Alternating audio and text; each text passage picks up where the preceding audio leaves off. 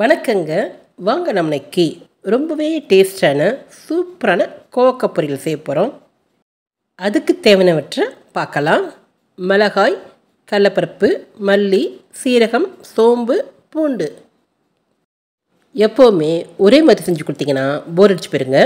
இந்த மாதிரி டேஸ்ட்டாக செஞ்சு கொடுங்க. வேர்க்கடலை ஒரு கைப்பிடி அளவு, கடலைப்பருப்பு 2 டீஸ்பூன் அளவுக்கு, இதையும் சேர்த்து நல்லா வருங்க.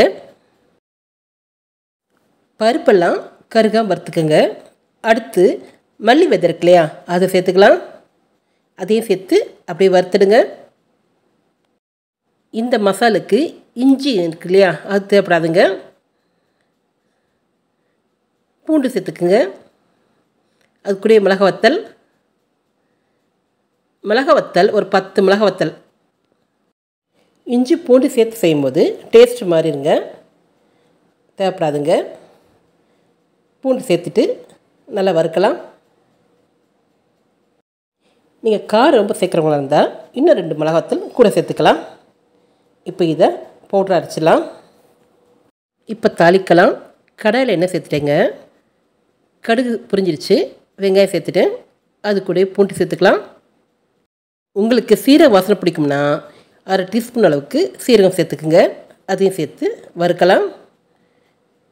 வெங்காயம் நல்லா வறுபட்டுங்க. வெங்காயம் பாதி அளவு இருந்தால் போதுங்க. இப்போது மிளகா வத்தல், கருவேப்பிலை சேர்த்துக்கலாம். வெங்காயம் பூண்டு வதங்கிடுச்சு. இப்போ நெருக்கி வச்சுருக்கிற கோவக்காய் சேர்த்துக்கலாம். சாதாரணமாக கோவக்காய் பொரியல் செய்யும்போது தக்காளி சேர்ப்போங்க, ஆனால் இதில் தேவைப்படாதுங்க. கோவக்காய் நல்லா வதக்குங்க. மஞ்சள் தூள் 1/2 டீஸ்பூன் சேர்த்துக்கலாம். அதையும் சேர்த்து வதக்கலாம்.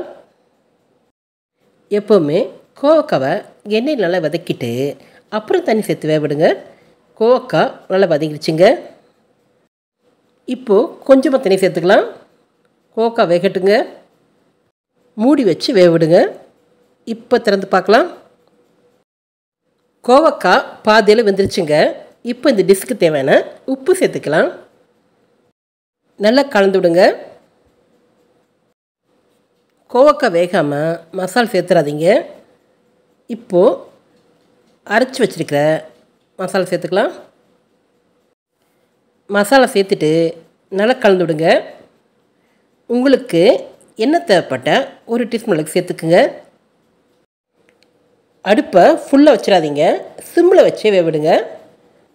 நல்லா வேகட்டுங்க. இப்போது கொத்தமல்லி சேர்த்துக்கலாம். ரொம்பவே டேஸ்டான சூப்பரான இந்த கோவக்காய் மசால் வறுவல் சாதம், சப்பாத்தி, பூரி எல்லாத்துக்குமே சூப்பராக காம்பினேஷனுங்க.